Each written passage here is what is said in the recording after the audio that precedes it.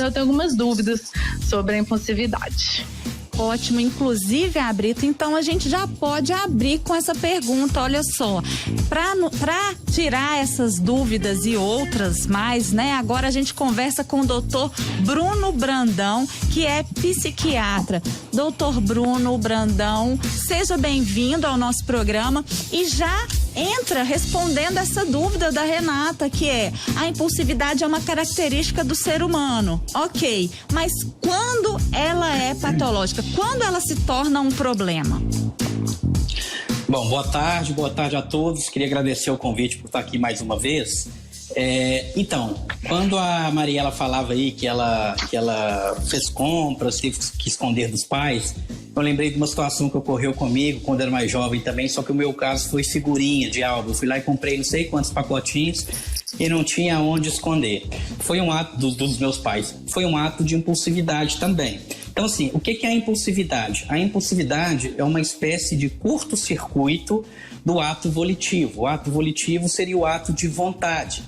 Esse ato, ele passa por quatro fases. É a fase de intenção, onde eu desejo alguma coisa, a fase de deliberação, onde eu começo a pensar os prós e os contras de eu tomar aquela atitude, depois uma decisão propriamente dita, onde eu começo a praticar a ação, e por fim a execução. Então são essas quatro fases do processo volitivo, que seria da gente tornar a nossa vontade manifesta. A impulsividade é uma característica de todos nós. Todos nós, em algum momento da nossa vida, a gente não passa por essas quatro fases. A gente está na primeira fase e já pula para a última. Não pensa muito nas consequências. Isso muitas vezes por uma ansiedade, um estresse. A raiva acontece isso muito. Você está na hora da raiva, você fala alguma coisa, você não teve um desejo, uma vontade. Então essa seria a impulsividade, que foi muito falado aí, que todos nós temos. Em determinados momentos da nossa vida a gente pode ter mais ou menos, mas a gente vai pensar como não só na impulsividade, como em todas as doenças mentais, a gente sempre tem que olhar a intensidade, a frequência e o grau de sofrimento. Então, se é uma coisa que acontece numa intensidade muito intensa, aquela coisa muito intensa, a gente fica mais atento. Uma frequência, todo dia ali, toda semana você está tendo algum problema desse comportamento e por fim isso está gerando um sofrimento. Então você tem que avaliar frequência, intensidade e sofrimento. Se não preencher esses critérios aí, provavelmente às vezes é uma característica da pessoa, mas que a gente não considera um transtorno. Tá certo. Antes da próxima pergunta, eu vou passar para Fernanda, que está sendo a nossa repórter da vez aqui, só para dar uma atualizada de como está a situação da coletiva do Calil, por favor. Claro, Tati. Olha, o prefeito Alexandre Calil, prefeito de Belo Horizonte, anunciou que a cidade vai reabrir a partir de quinta-feira, dia 22 de abril. O Comitê de Enfrentamento à Covid-19 ainda vai detalhar quais são os protocolos que a população vai precisar seguir a partir de agora. E o prefeito falou assim, essa intermitência de abre e fecha não acaba se não houver disciplina. Se não houver cuidado da população, pode ser que feche tudo novamente. Isso vai ser avaliado nos próximos 7 dias. O prefeito pediu desculpas aos empresários pelo fechamento, mas disse que não tinha outra alternativa. Ainda não foi falado quais são os setores que vão poder reabrir e também não tem informações ainda sobre o retorno da volta às aulas. A coletiva ainda acontece e a gente vai atualizando os ouvintes. Isso aí, então quer dizer, gente, vamos segurar nossa impulsividade, porque o prefeito está sendo claro, se for todo mundo pra rua desordenado, vai fechar de novo, né? Agora vamos voltar aqui para nossa entrevista sobre impulsividade com o doutor Brandão e Mariela vai fazer uma pergunta agora. Doutor Bruno, só fazendo um resumo do que o senhor acabou de explicar para ver se eu entendi. A compulsão, então, é um comportamento padronizado.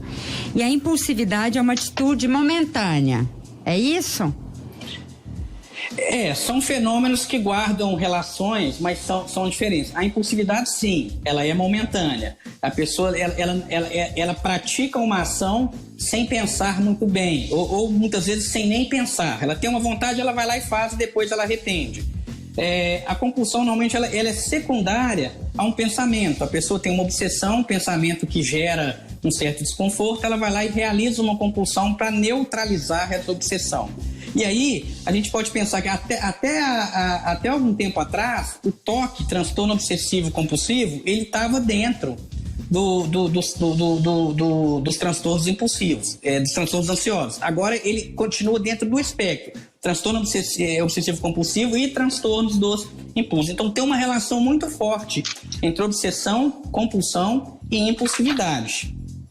E eu li uma frase que é assim: a impulsividade é multidimensional. Me explica o que é isso, por favor. O que significa ser multidimensional? Doutor Brandão, vou emendar uma pergunta, desculpe te interromper, que é tem muito a ver com o que a Mariela falou e com a última coisa que você disse, né, sobre diferenciar a impulsividade das outras questões. Então, eu queria, a Mariela perguntou se ela é multidimensional e por quê, e eu pergunto quais seriam essas características, então, para a gente conseguir, né, definir que é realmente impulsividade e não outras coisas.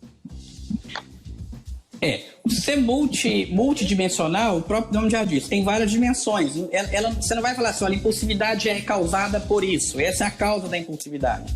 Nós temos diversos fatores que explicam a impulsividade. Então a gente teria que pensar a impulsividade como um fenômeno normal, todos nós temos em algum momento da nossa vida, a gente age sem pensar.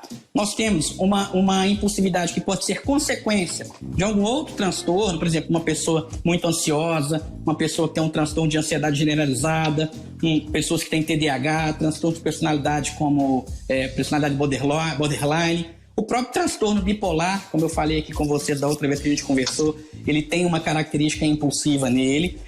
A gente falaria que a impulsividade como um sintoma, não é? O problema primário não é a impulsividade. A pessoa tem um transtorno que tem uma série de manifestações, entre elas a impulsividade. O próprio TDAH, transtorno, déficit de atenção e hiperatividade, a gente ainda poderia acrescentar em impulsividade, porque normalmente os pacientes com TDAH eles são muito impulsivos, mas ele não tem um transtorno do impulso. O impulso vem como um sintoma. E a gente tem também aqueles transtornos onde o aspecto principal seria a impulsividade. A gente tem o jogo patológico, a cleptomania, transtorno explosivo intermitente, vício em sexo, o que alguém falou aí, né, que nos homens é chamado de satiríase, na mulher de ninfomania. E não é aquele vício, quando a gente fala isso, muita gente fala, nossa, é bom gostar demais. Ter um vício, ter uma impulsividade é diferente de ter, por exemplo, um apetite sexual aflorado. É diferente de você ter uma impulsividade. A impulsividade ela vai gerar sofrimento, tanto para a pessoa quanto para quem convive, numa intensidade muito grande, numa frequência muito grande. Então, quando fala que ele é multidimensional, é que ele envolve diversas dimensões, ou seja, são diversos fatores que explicam o surgimento desse comportamento impulsivo. Você não pode dizer, não, a fulana é impulsivo, vai dar esse remédio, vai fazer essa terapia que vai resolver. Ou seja, tem vários fatores que podem explicar uma impulsividade em determinado indivíduo. Doutor, e quando a impulsividade ela pode ser positiva? Tem alguma situação? Eu acredito que sim. Na verdade, como tudo em saúde mental, não, como tudo na vida, a gente precisa do equilíbrio. Porque assim, o oposto da impulsividade seria ser aquela pessoa muito calculista, aquela pessoa que pensa demais para fazer as coisas. Então, assim, o processo volitivo é você pensar. Ou seja, o ato volitivo é você ter uma intenção, um desejo, pensar alguma coisa, depois você vai analisar os prós e os contras e tomar uma decisão. Se você pensa demais, muitas vezes você deixa de fazer determinadas situações. Então, em alguns momentos, você não pensar muito, falar, não, eu vou lá e vou fazer isso, vai dar certo, ser um pouco impulsivo em algumas situações, pode ser interessante sim, porque muitas vezes quem pensa demais, às vezes deixa também de fazer de realizar determinadas coisas que depois pode vir a arrepender. Então, acho que se não for em excesso, pode ter sim um comportamento, pode ser sim um comportamento desejável e positivo, mas na grande maioria das vezes, não é. Fernandinha. Doutor, me fala uma coisa, em termos de emoção, né? A gente tem visto aí, principalmente no Big Brother, os brothers e sisters muito emotivos e colocando pra fora ali sem pensar nenhuma, nem duas vezes para poder dizer o que eles estão sentindo. Quando você está à flor da pele, a impulsividade ela vem bem mais forte ainda. E outra, como é que a gente consegue olhar pro impulsivo sem colocar ele nesse lugar de pessoa agressiva? Eu acho que às vezes tem muita confusão, né? De uma pessoa falar de forma agressiva ou ela tá sendo só impulsiva e reativa ali naquela situação. Quando a gente fala em impulsividade, a gente tem dois tipos de características. A gente tem aquela impulsividade dependente, como eu disse, por exemplo, a dependência de sexo, dependência de jogos, dependência de internet, onde não necessariamente a agressividade está em vigor. E a gente tem a impulsividade agressiva, onde se a gente fosse pegar um transtorno, o mais característico seria o transtorno explosivo intermitente. Mas a agressividade, ela é um fenômeno por si só impulsivo. Normalmente uma pessoa que age de uma forma agressiva, quando passa aquele calor das emoções, se você perguntar para ela, na grande maioria das vezes ela vai falar que arrependeu. Nossa, eu realmente, você me perdoa, eu falei muito alto, você me desculpa e tal. Por que isso? Porque, na verdade, aqui a gente entraria até numa discussão filosófica entre emoção e razão.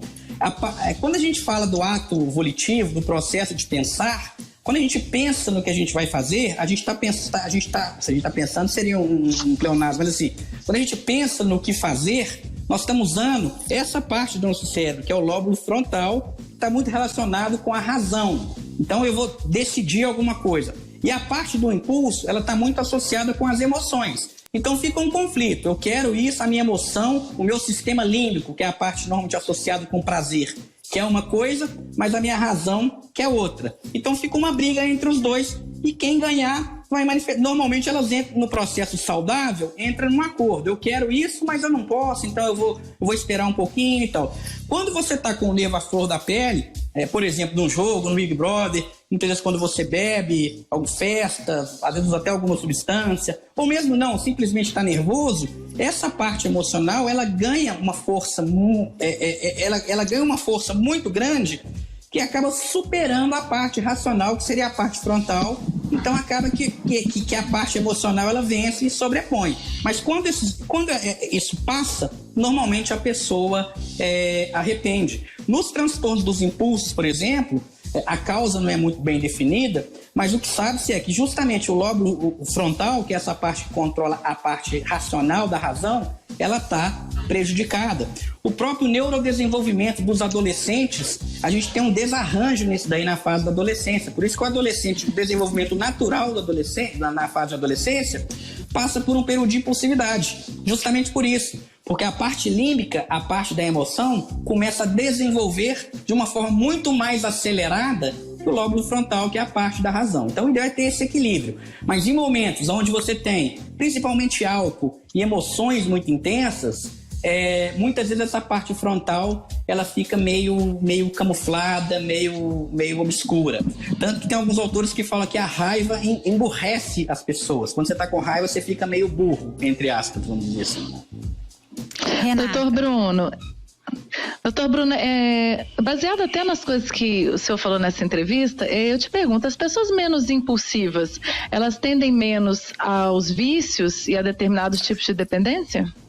Perfeito, com total certeza, né? Tanto que as dependências, de modo geral, elas são classificadas como uma doença, uma desordem da impulsividade. As pessoas impulsivas, elas agem muito sem pensar. E as drogas, as dependências, não só as dependências químicas quanto as não químicas, internet, jogos, sexo, enfim, está muito associado com a impulsividade, que é essa área do prazer. Na verdade, quando a gente fala em impulsividade, a gente está falando o seguinte, o nosso processo de vontade é sempre assim, prazer e razão. É sempre um brigando contra o outro. Quando você tem um equilíbrio, você está, ok, olha, me falaram que determinada droga gera muito prazer, mas tem as consequências, então eu não vou lá usar. Quando eu sou muito impulsivo, o lado do prazer vai pesar muito mais do que o lado racional. Então, eu tenho uma tendência maior a partir para essa questão das drogas. Então, sim, as drogas elas podem ser consequência de uma pessoa que já tem uma personalidade mais impulsiva, ou mesmo algum transtorno do impulso, ou um outro transtorno que gera um sintoma de impulsividade, ou também pode ser consequência. O uso das drogas deixa as pessoas mais impulsivas também. Então, é uma via de mão dupla.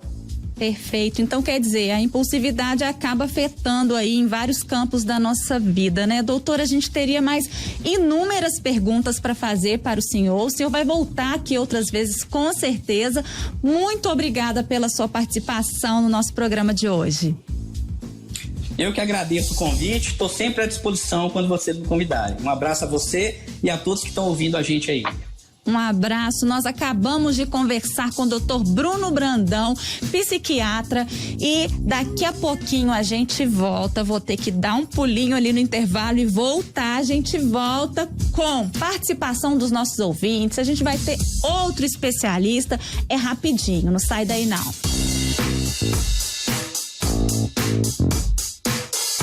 Não saia daí. Daqui a pouco tem mais Interessa. Trânsito na Super.